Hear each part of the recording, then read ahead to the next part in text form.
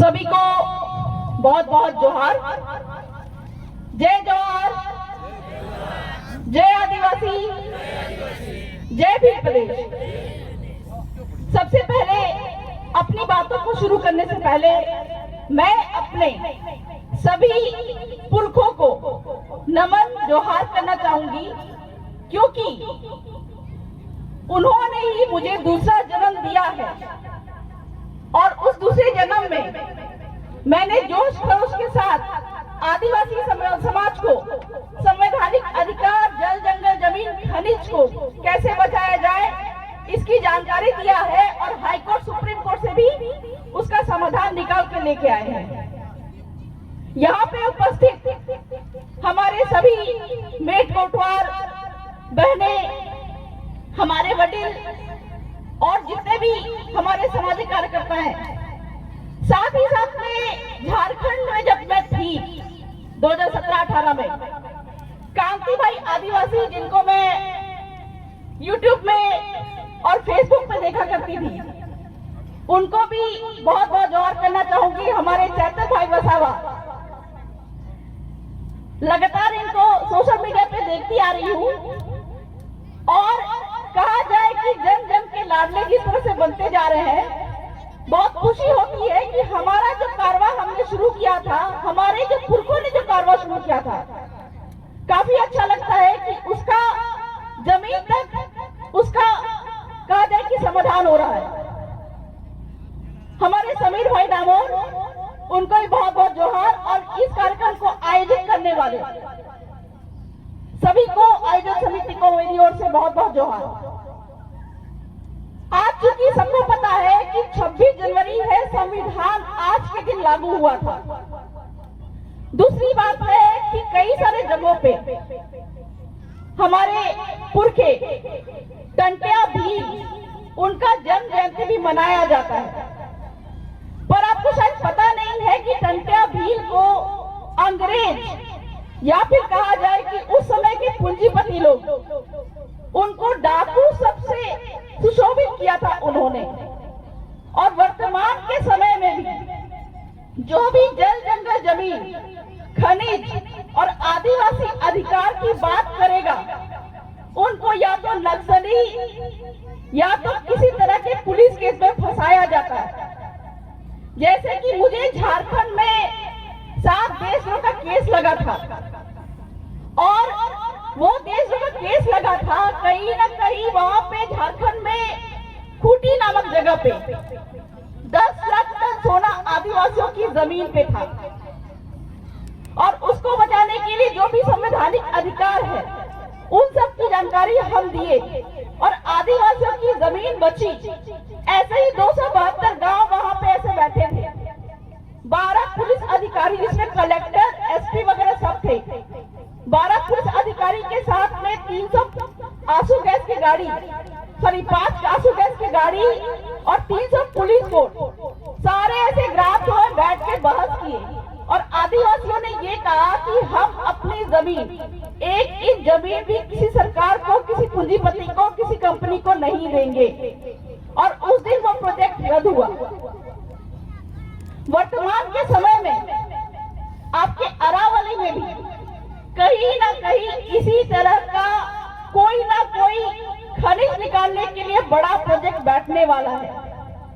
क्योंकि झारखंड में मैंने उस जल जंगल जमीन खनिज 10 लाख टन सोना खूंटी में था, उसको बचाने के लिए जो अधिकारों की जानकारी दे, मुझे 7 देशों का केस लगा और यहाँ पे वो खनिज निकाले जाने के लिए दिल्ली मुंबई इंडस्ट्रियल कॉरिडोर के नाम से 8 लेन की सड़क, 7 एयरपोर्ट, 7 रेलवे स्टेशन, हमारे प्रवीण भाई पारगी ये जानते हैं, ये सभी प्रोजेक्ट बैठने वाला था।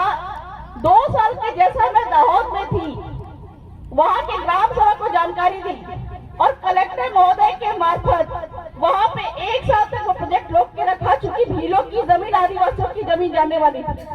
और तब जाके सरकार को ये बात मालूम चली और फर्जी केस लगा के 1 साल 13 दिन तक मेरे को जेल में रखा, आपकी सूरत जेल में। तो जो भी आदिवासी, जो भी समाज सेवी जल जंगल जमीन खनिज की बात करेगा, उसको जेलों में डाला जाएगा। और अखबारों ने ये चलाया था कि झारखंड से एक नक्सलवादी पकड़ी गई है, ये बात चलाया गया था। लेकिन एक साल के बाद आपकी गुजरात हाईकोर्ट ने ये बात कही कि बबीता कच्छप एक समाज सेवी है और जल जंगल जमीन खनिज की बात करना कहीं से भी देशद्रोह की कैटेगरी में नहीं आता है। और इस प्रकार से जैसे कि हमारे चैतर भाई वसावा, उन्होंने भी आदिवासी समाज के बारे में बात की, लेकिन उनपे एक गिलास फेंक के मारने के लिए उनपे आग सेट लगाया गया। और ये उनपे भी मतलब कहीं ना कहीं पीछे यही बात होती थी कि ये भी नक्सलवादी विचारधारा के हैं। दक्षिण राजस्थान में आदिवासी परिवार चलती है, हमारे भंवर दादा कांति भाई, इन्होंने भी जिस जल जंगल जमीन खनिज को बचाने के लिए, संवैधानिक अधिकार को बचाने के लिए जिस विचारधारा को जन्म दिया है, वहां पे भी ये बात निकलती है कि वहां पे भी नक्सलवादी विचारधारा आ रही है। तो जहां भी ये शब्द सुनाई देगा कि टंट्या भील डाकू है या कोई आदिवासी नक्सलवादी विचारधारा का है, तो समझ जाइए कि यहाँ पे जल जंगल जमीन खनिज लूटने के लिए बड़े बड़े प्रोजेक्ट बैठने वाले हैं। और जो समाज सेवी, जो आदिवासी इसको रोकने के लिए आएगा, उनको पहले ही ये विचारधारा बोलकर डराया जाता है। और ये बात मैं इसलिए बोल रही हूँ क्योंकि आपके अरावली पहाड़ पे अभी एक अखबार में आया था कि 100 मीटर की पहाड़ जो है उसको अरावली पर्वत नहीं माना जाएगा। कहीं ना कहीं ये जो अखबारों में आया है, जो एक क्राइटेरिया सुप्रीम कोर्ट ने बताया है, उसका कारण यही है कि जितने भी खनिज है वो सारे के सारे आदिवासियों की जमीन के अंदर है। देश चलाने के लिए अभी सरकारों के पास में पैसा नहीं है। देश का जीडीपी ग्रोथ घट के 2% हो गया है और जितना भी सरकार चलाने के लिए पैसा उनको चाहिए, वो पैसा कहां से मिलेगा? या तो आदिवासियों की जमीन लूट के या फिर जमीन के अंदर जितना खनिज है। झारखंड में अकेले 10 लाख टन सोना था, संयुक्त राष्ट्र संघ के पास में 6 लाख टन सोना है, विश्व गुरु बन के बैठा हुआ है संयुक्त राष्ट्र अमेरिका। अकेले खूंटी में 10 लाख टन सोना था मुंडा आदिवासियों की जमीन पे, जिसकी वजह से हम पे केस लगा था। सुप्रीम कोर्ट ये बात बोलता है, जिसकी जमीन उसका खनिज, आरएन लोढ़ा जजमेंट, जिसकी जमीन है उसका खनिज। समता जजमेंट में ये बात बोला गया कि आदिवासी अपनी जमीन पे जो भी खनिज निकलेगा उसको वो खुद निकालेगा, सरकारी समिति बना के निकालेगा। और कोई भी प्रोजेक्ट यहाँ पे बैठेगी खनिज बिठाने के लिए, खान और खनिज अधिनियम 1957 के तहत खनिज निकालने के लिए कोई भी कंपनी यहाँ पे बैठेगी, उसको सबसे पहले आदिवासियों की ग्राम सभा की अनुमति लेनी आवश्यक होगी। लेकिन चूंकि हमको जानकारी का अभाव है, इस कारण से हम इस बात को नहीं जान रहे। तो जैसा कि मैंने बताया कि झारखंड की खूंटी में 10 लाख टन सोना था और वो सोना अकेले इतना है कि अगर उसको निकाल लिया जाए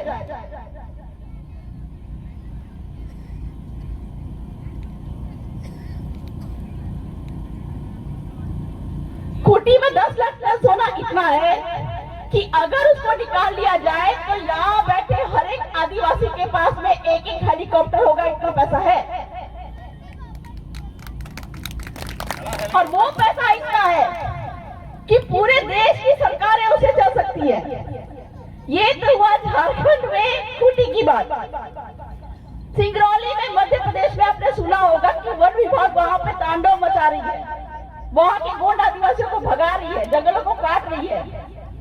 वो इसीलिए क्योंकि सिंगरौली में झारखंड से भी ज्यादा 46 लाख टन सोना गोंड आदिवासियों की जमीन पे है।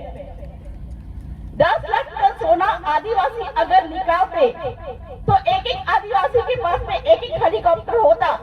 46 लाख टन सोना अगर निकालेंगे तो कितना पैसा आदिवासियों के पास में होगा, समझ लीजिए। अब बात आती है आपकी अरावली पे। ये अरावली की बात मैं इसलिए बता रही हूँ कि अरावली पर्वतमाला के नीचे भी आपके इतने सारे बहुमूल्य खनिज है जिसको निकाल लीजिएगा तो भारत देश के आदिवासी पूरे विश्व गुरु बन के बैठेंगे, क्योंकि आपके बांसवाड़ा में अकेले भीलों की जमीन के अंदर में झारखंड के 10 लाख टन, सिंगरौली मध्य प्रदेश के 46 लाख टन, और कहा जाए कि इन दोनों से ज्यादा वहां पे सोना पाया गया है। बांसवाड़ा में 11 करोड़ टन सोना भीलों की जमीन के अंदर में है। और सुप्रीम कोर्ट की बात मैंने बताया कि सुप्रीम कोर्ट बोल रहा है जिसकी जमीन उसका खनिज, और आदिवासी की जमीन पे अगर खनिज निकाला जाएगा तो आदिवासी खुद की कंपनी बनाकर या सहकारी समिति बनाकर निकालेगा। लेकिन इतना अमीर होने के बावजूद भी आज हम सरकारों के पीछे पीछे नाच रहे हैं, क्योंकि हमको संवैधानिक ज्ञान का अधिकार है। अभी अभी कांति भाई ने बताया कि आपके श्यामला जी मंदिर, वहां पे दान पेटी में 36 करोड़ रुपए निकले, लेकिन उस 36 करोड़ रुपए में कहा जाए कि 1000 रुपए भी आदिवासियों के हितार्थ खर्च नहीं की गए, भीलों के लिए खर्च नहीं किया गया। हम ये बात करते हैं 5वीं अनुसूची की, जल जंगल जमीन हमारा है। कोई हमसे पूछ दे कि जल जंगल जमीन हमारा है कैसे है, हम बता नहीं पाएंगे। क्यों नहीं बता पाएंगे? क्योंकि हमको जानकारी ही नहीं है। हम आंदोलन तो करते हैं जल जंगल जमीन हमारा है, लेकिन कोई भी अखबार वाला पूछ दे कि जल जंगल जमीन आदिवासियों में कैसे, हम नहीं बता पाएंगे। तो आपको ये बताना पड़ेगा, जिस समय पे यहाँ पे अंग्रेज नहीं थे, मुगल नहीं थे, तुर्क नहीं थे, कोई नहीं था, उस समय हमारे बाप दादा यहाँ पे निवास करते थे। उन्होंने गांव का सीमाना तय किया था, और गांव के अंदर में जो नदी, तालाब, पहाड़, जंगल होते थे, ये सारे के सारे गांव के अंदर में उस गांव के पहले पुरखे अगर नीलामा गोत्र का है तो उस गांव के लोगों का वो पूरा का पूरा गांव के अंदर नदी, तालाब, पहाड़, जंगल पे उसका अधिकार होगा। और यही 5वीं अनुसूची के सारे सुप्रीम कोर्ट के जजमेंट में लिखा हुआ है। लेकिन सरकार हमसे पूछती है कि खाली पड़ी जमीन किसकी है? क्या बोलते हैं किसकी जमीन है? सरकारी जमीन है। खाली पड़ी जमीन हम बोलते हैं सरकारी जमीन है। यहाँ पे बैठे हर पुरुष को जमीन मिलती है, वो बाप के बाप के बाप के बाप से मिलती है। अभी गुजरात में एक नया नियम आया है कि बाप के बाप के बाप की जमीन पे बाप के बेटे का अधिकार होता है, लेकिन अभी लड़कियों को भी जमीन में हिस्सा दे रहे हैं। ये गलत है। हमारे पुरखों ने कालांतर में नियम बनाया था कि आदिवासी लड़कियों को जमीन में हिस्सा नहीं देना है। इसमें नाराजगी वाली बात नहीं है। मुझे भी मायके में जमीन में हिस्सा दिया जाए, मैं नहीं लूंगी, क्योंकि पुरखों का जो विचारधारा था, बुद्धि थी, अनपढ़ थे, लेकिन उनको पता था कि आदिवासी महिला कल को अगर किसी गैर आदिवासी शादी कर लेगी तो अपनी जमीन भी किसी गैर आदिवासी के पास में चली जाएगी। और जो फर्जी एसटी सर्टिफिकेट की बात कर रहे हैं ना, दूसरे लोग आपके रीति रिवाज परंपरा सीखेंगे और फिर कल को फर्जी एसटी सर्टिफिकेट की मांग करेंगे, और वो चीज हो रहा है। इस कारण से पुरखों ने ये नियम बनाया था कि जमीन लड़कियों को हिस्सा नहीं देना है। लेकिन आज हम अपनी जमीन सरकार को भी दे रहे हैं, गैर आदिवासियों को भी दे रहे हैं। तो हमसे ये पूछा जाता है कि खाली पड़ी जमीन किसकी है? बोलते सरकारी जमीन है। यहाँ पे बैठे हर पुरुष को जमीन मिलती है अपने बाप के बाप के बाप से। अगर खाली पड़ी जमीन सरकारी जमीन है तो सरकार के बाप का नाम क्या है? अगर खाली पड़ी जमीन सरकार की है तो सरकार के बाप का नाम होना चाहिए, क्योंकि हर किसी को जमीन मिलती है वो बाप के बाप के बाप के बाप से मिलती है। अगर सरकार के बाप की जमीन है, सरकार के बाप का नाम तो होना चाहिए। पूछिए, कभी नहीं बता पाएंगे, क्योंकि सरकार का कोई भी एक बाप नहीं है। हर 5 साल में सरकार का बाप बदल जाता है। कभी भाजपा की सरकार होती है, कभी कांग्रेस की सरकार होती है, तो कोई भी एक बाप नहीं है। तो ये खाली पड़ी जमीन किसकी है? ये खाली पड़ी जमीन, ये नदी, ये तालाब, ये पहाड़ किसकी है? जिस गांव के पहले पुरखे यहाँ पे आके बसे थे। अगर नीलामा गोत्र के हैं तो ये पूरा का पूरा गांव उसी नीलामा गोत्र के पहले पुरखे ने बसाया था, और ये पूरा गांव का नदी, तालाब, पहाड़, जंगल सारा कुछ इसी गांव का है। यही बात आपके पी रम्मी रेड्डी जजमेंट में लिखा हुआ है कि भूमि की परिभाषा में, जैसे पाचन सिंह बोलते हैं ना, आदिवासी की जमीन कोई गैर आदिवासी नहीं ले सकता, सरकार नहीं ले सकती या कोई कंपनी नहीं ले सकती। हम बोलते हैं कि वह जमीन की बात गलत बात है। जमीन की परिभाषा में ना सिर्फ जमीन आता है, बल्कि नदी, तालाब, पहाड़, जंगल, यहाँ तक कि ये स्टेज, यहाँ तक कि श्यामला जी मंदिर, वो भी जमीन की परिभाषा में आएगा। ये R.M. Lodha, sorry, P.W. Reddy judgement में लिखा हुआ है। तो जब श्यामला जी मंदिर आदिवासी की जमीन पे खड़ा है, तो उस मंदिर पे किसका अधिकार होगा? जिसकी जमीन है उसका खनिज, और जिसकी जमीन है उसका मंदिर और उसका ट्रस्टी। जिसकी जमीन होगी पूरे के पूरे मंदिर पे उसी का ट्रस्ट होना चाहिए। जितनी कमाई उस मंदिर से आती है उसी की होनी चाहिए। लेकिन जानकारी के अभाव में हम इस बात को न जानते हैं, न हम दावा करते हैं। क्योंकि हम लोग बोलते हैं आदिवासी मालिक है, किसी के भी मुंह से सुनिएगा सभी यही बोलते हैं कि आदिवासी मालिक है, लेकिन 8% मात्र आदिवासियों की जनसंख्या है। सुप्रीम कोर्ट ने भी ये बात कही है 5 जनवरी 2011 के जजमेंट में, कि पूरे देश के 8% के आदिवासी जो हैं वो इस देश के मूल मालिक है और बाकी लोग बाहर से आए हुए लोग हैं। लेकिन ये 8% आदिवासी को इसीलिए संवैधानिक अधिकारों का ज्ञान नहीं दिया जाता है, क्योंकि 8% आदिवासी अगर जाग गए तो कल को सत्ता में अपना अधिकार मांगेंगे। अभी बात चल रही थी अरावली की, जैसे मैंने बताया कि जमीन की परिभाषा में केवल जमीन नहीं आती है बल्कि पहाड़ भी आता है।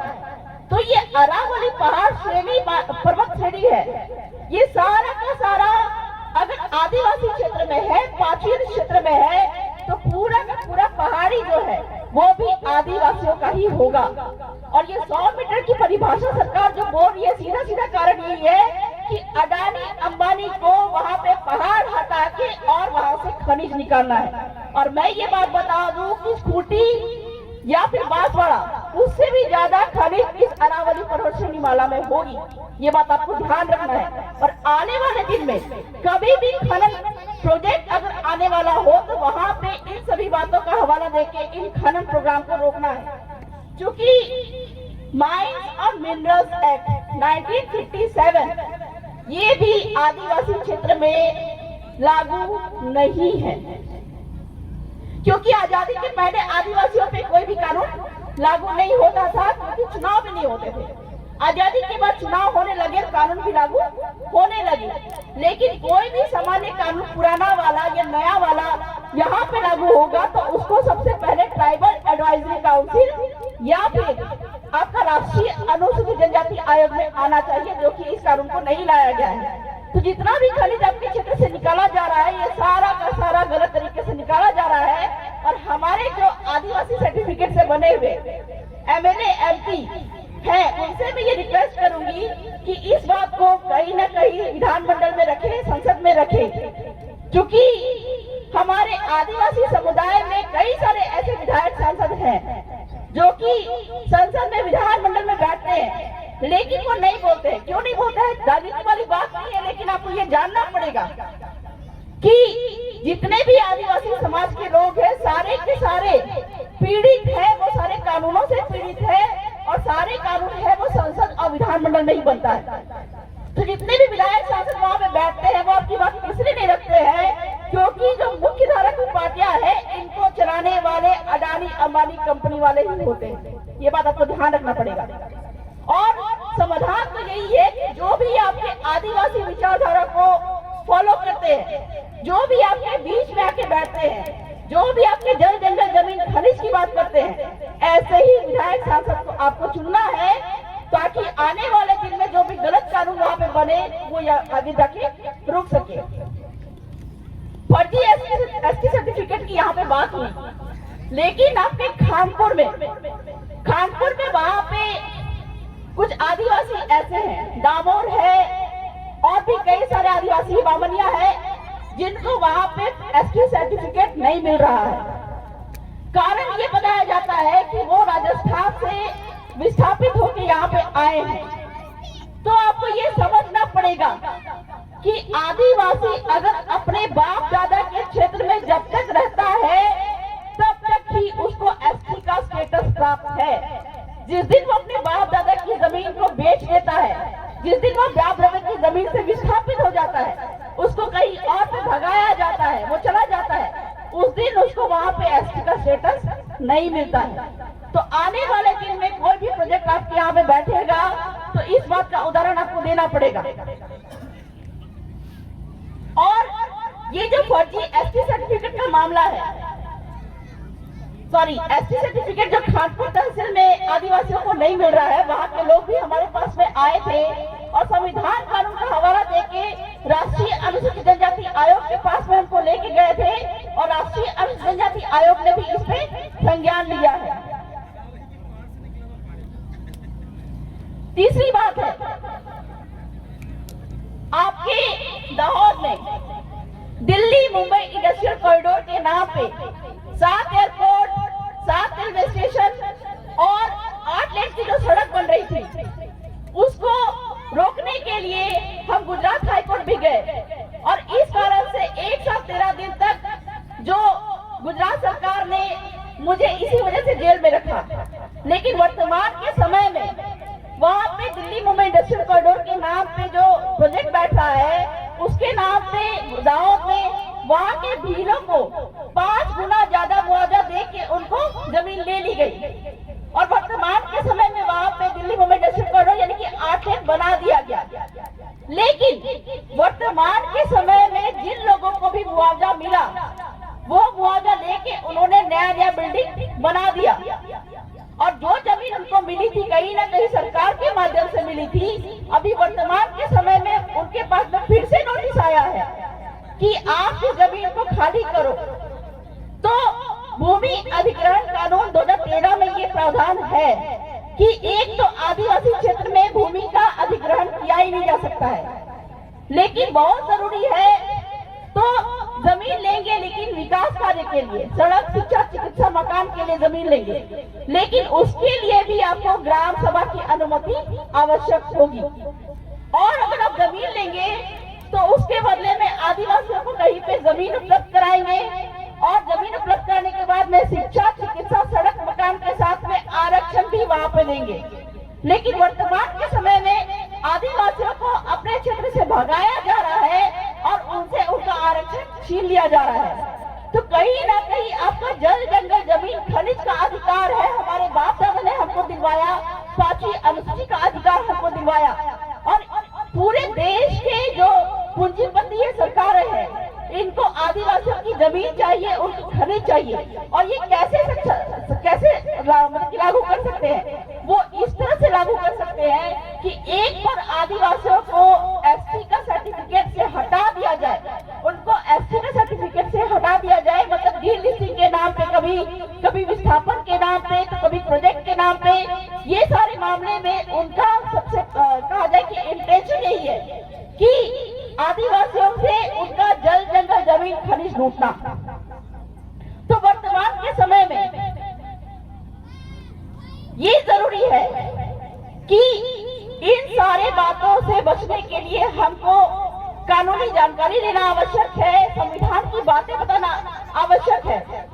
तो आज के दिन में आप सभी से मैं अनुरोध करना चाहूंगी कि ऐसे ही लड़ते आ रहे हैं, वैसे ही आगे जाके भी लड़ते आए और कानून संविधान की जानकारी लें और कभी भी यहाँ पे कोई भी प्रोजेक्ट बैठे तो ग्राम सभा का इस्तेमाल करें, क्योंकि एक कहा जाए कि जजमेंट भी है, न लोकसभा न विधानसभा, सबसे ऊंची ग्राम सभा।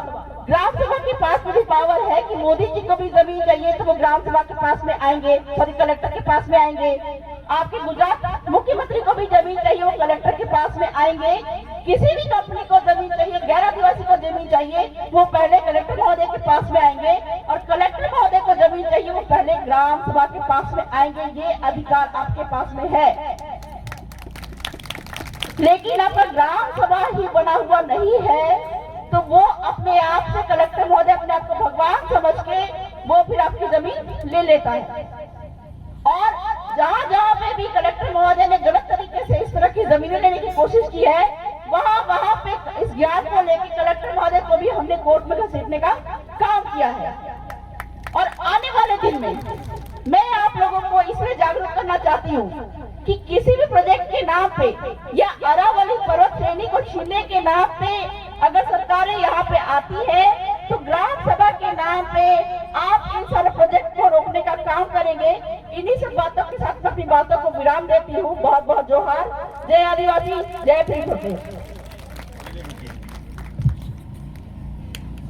હવે જે વાત આપણે કરી, હવે આવનાર સમયની અંદર સ્પેશિયલ સબ્જેક્ટ ગ્રામ સભા અને સ્પેશિયલ સબ્જેક્ટ સંવિધાનિક જનજાગરણ અને સંવિધાનિક આ મુદ્દા ઉપર આવનારા સમયમાં કેડર કેમ્પનું આયોજન કરવામાં આવશે અને તમામ જે એમાં જોડાવા માંગતું હોય તો બિરસા બ્રિગેડ અમારા સંગઠનનો સંપર્ક કરે અને એ વખતે ફરીથી બબીતા કશ્યપ દીદીને પાછા બોલાવીશું આપણે। તો आने समय के अंदर आने वाले समय में हम आयोजन करेंगे कि मतलब संविधानिक और रूढ़ी प्रथा ग्राम सभा के लिए कैडर कैंप लगाया जाए, बराबर। उसके लिए फिर से आमंत्रित करेंगे। चलिए जोहार।